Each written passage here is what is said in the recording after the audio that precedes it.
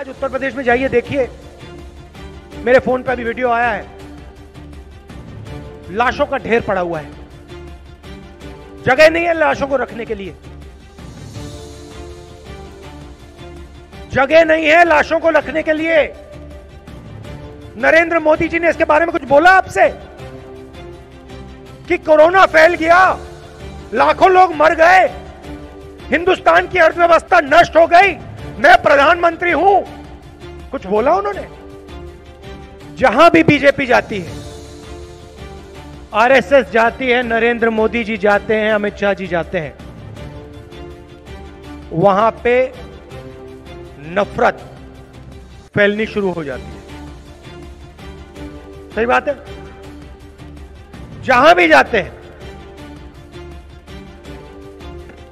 भाईचारे की बात, जोड़ने की बात कभी नहीं करेंगे।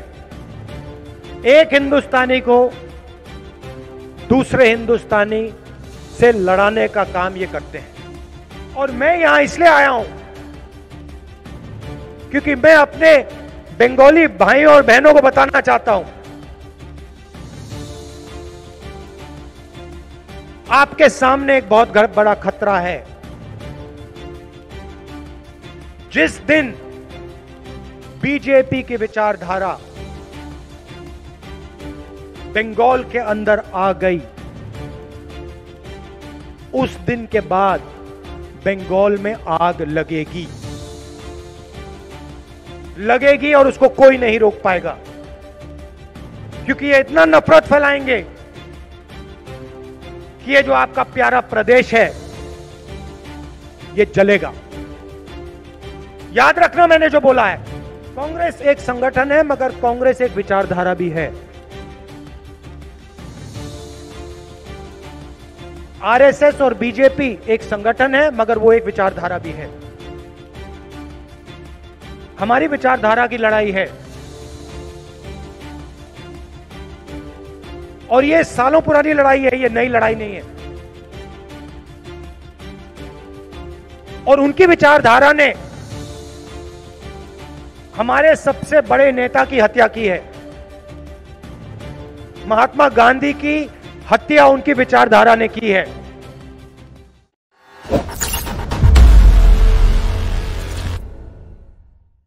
भाइयों और बहनों, प्रेस के हमारे मित्रों, आप सबका यहां आज मैं बहुत स्वागत करता हूं। नमस्कार।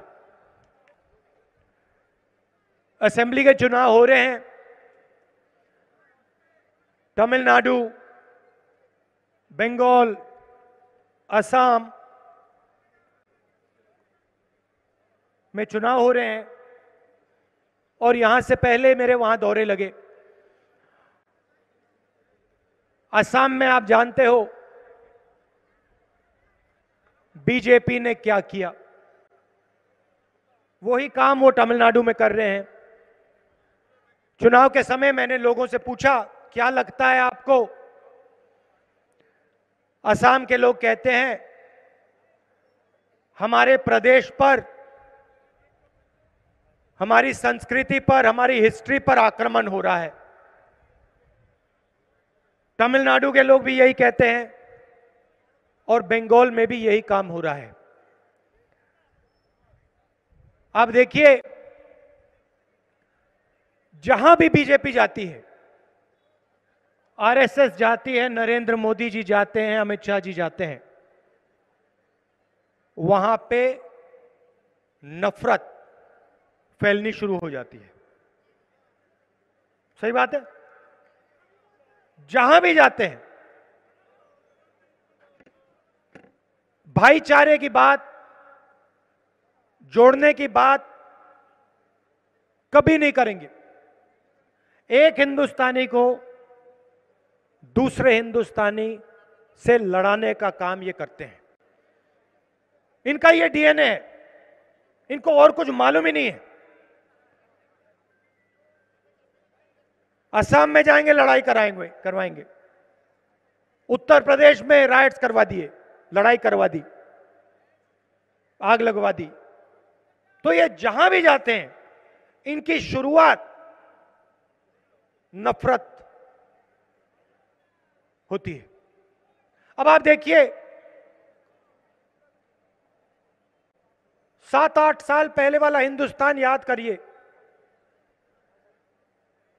और आज जो हिंदुस्तान में हो रहा है उसको देखिए। 1 साल पहले कोरोना आया,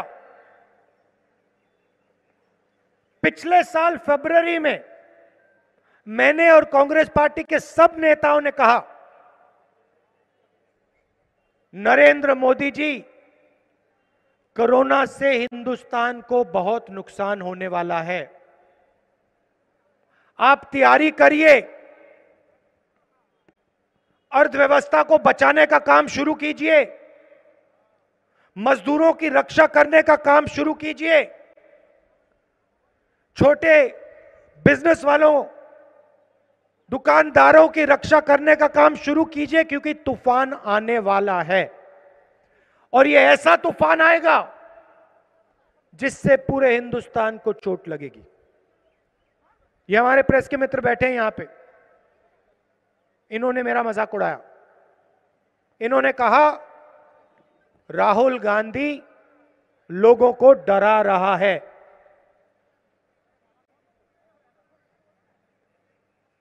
नरेंद्र मोदी जी ने कहा, भाइयों और बहनों, कोरोना आया है, थाली बजाओ, थाली बजाओ, कोरोना भाग जाएगा। और पूरे हिंदुस्तान से थाली बजवा दी, और पता नहीं क्या हुआ, हिंदुस्तान थाली बजाए। उसके बाद कहते घंटी बजाओ, हिंदुस्तान घंटी बजाए। उसके बाद कहते हैं मोबाइल फोन निकालो, उसकी लाइट जला दो। अब देखिए, यह व्यक्ति हिंदुस्तान का प्रधानमंत्री है,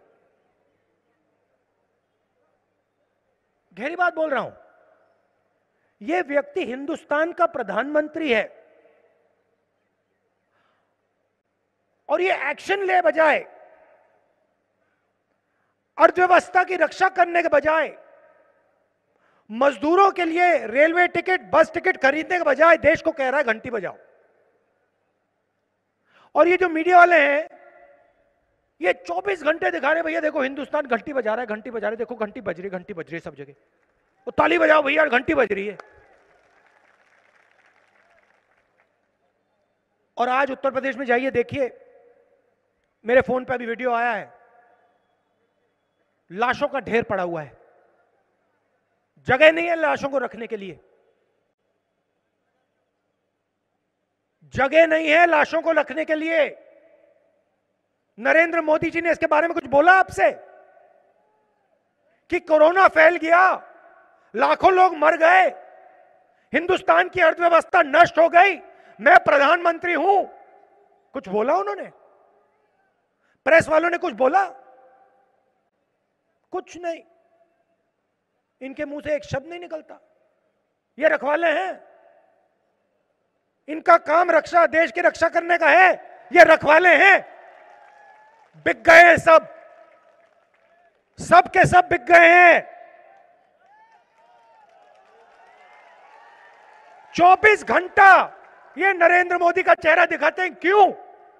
भाई और बहनों, बात समझो, ये नरेंद्र मोदी की सरकार नहीं है, ये 2-3 उद्योगपति मित्रों की सरकार है। और ये पूरा ड्रामा जो चल रहा है, ये आपके जो प्रधानमंत्री हैं, ये उनकी कठपुतली है, ये जो कहते हैं ये करते हैं, इनको सिर्फ भाषण देना आता है। ये जाते हैं बंगाल में, कह देंगे भैया सोना और बंगला बना दूंगा, टोपी पहन लेंगे, असम में जाएंगे गमछा पहन लेंगे, राइनो उठा लेंगे और कहेंगे भैया देखो बीजेपी को वोट दो। और फिर नोटबंदी करेंगे, जीएसटी लागू कर देंगे। अब आप मुझे बताओ, यहां पे भारी भारी भीड़ है, इस भीड़ में नोटबंदी से किसी को फायदा हुआ?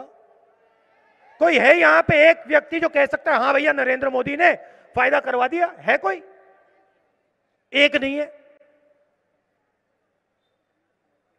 कोई यहां पे एक व्यक्ति है जो बोल सकता है कि हां भैया घंटी ने मुझे कोरोना से बचा दिया,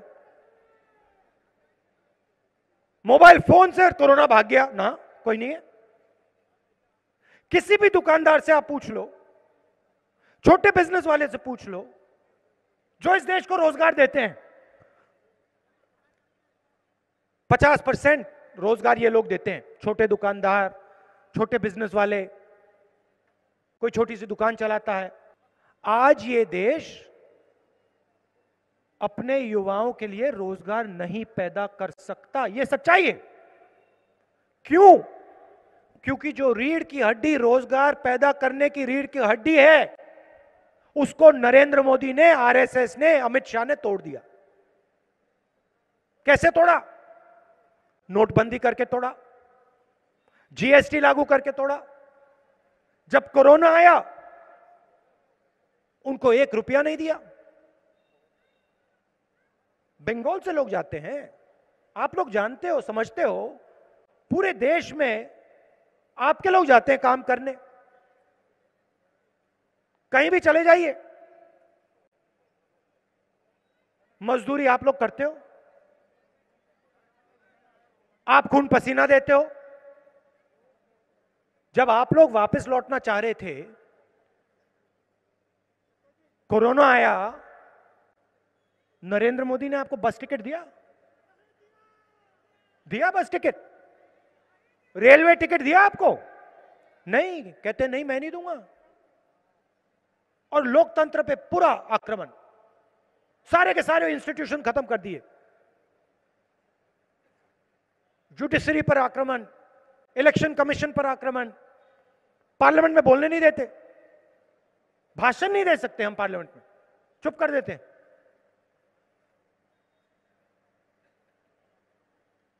हिंदुस्तान में नरेंद्र मोदी लोकतंत्र पर आक्रमण कर रहे हैं, यहां पे ममता जी कर रही है।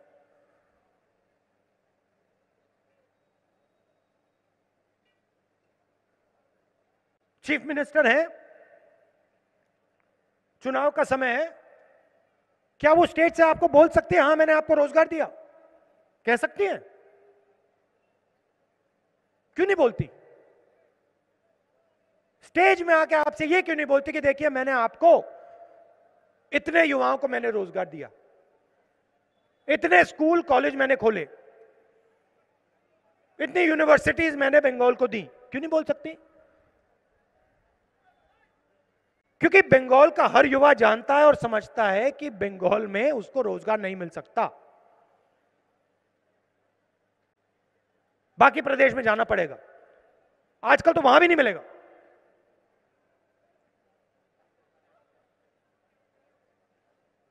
यह सच्चाई है। हमने, कांग्रेस पार्टी ने आरएसएस और बीजेपी के साथ कभी भी समझौता नहीं किया है, कभी भी अलायंस नहीं किया है। और यह याद रखिए, नरेंद्र मोदी जी अपने भाषणों में कांग्रेस मुक्त भारत कहते हैं। आपने कभी सुना है कि नरेंद्र मोदी ने कहा टीएमसी मुक्त भारत? कभी सुना है? नहीं। क्योंकि नरेंद्र मोदी जानते हैं कि कांग्रेस ही उनके खिलाफ लड़ सकती है। और कांग्रेस सिर्फ एक संगठन नहीं है। आप ये मत सोचिए कि कांग्रेस एक संगठन है, तृणमूल एक संगठन है। कांग्रेस एक संगठन है, मगर कांग्रेस एक विचारधारा भी है। आरएसएस और बीजेपी एक संगठन है, मगर वो एक विचारधारा भी है। हमारी विचारधारा की लड़ाई है, और ये सालों पुरानी लड़ाई है, ये नई लड़ाई नहीं है। और उनकी विचारधारा ने हमारे सबसे बड़े नेता की हत्या की है। महात्मा गांधी की हत्या उनकी विचारधारा ने की है। और हम कभी भी उनके साथ समझौता नहीं कर सकते हैं, कभी नहीं कर सकते। मगर